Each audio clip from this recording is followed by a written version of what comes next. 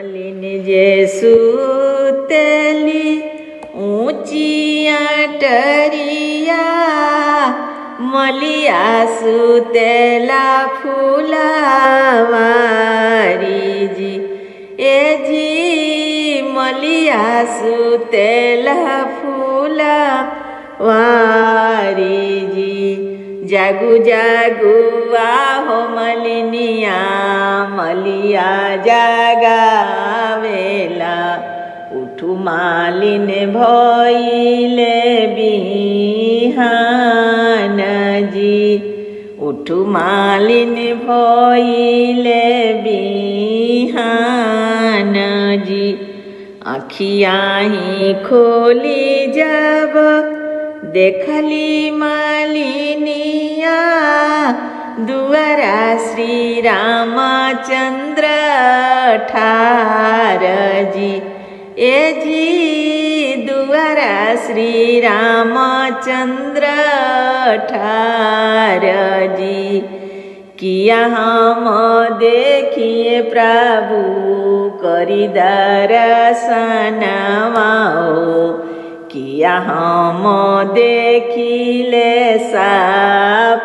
सपनवा किया हम देखिए प्रभु जी करी दर्शनवा हो किया हम देखिले सपनवा बाबा घरे आहो मलिनिया आजू सगुनवा ऐसन मौरी रची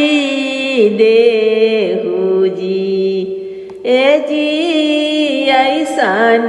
मौरी रची देहु जी चारू ओरी रची मलिनिया हीरा मोती मनिया हो बिचवा में सिया सुकुमारी जी ए जी बिचवा में सिया सुकुमारी जी राह मेरी झमलिनिया बाट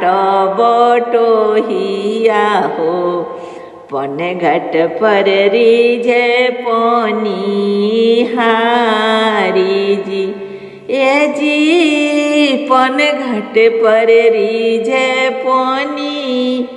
पनिहारी जी मड़वा मेरी झमलिनिया साली सरहजिया हो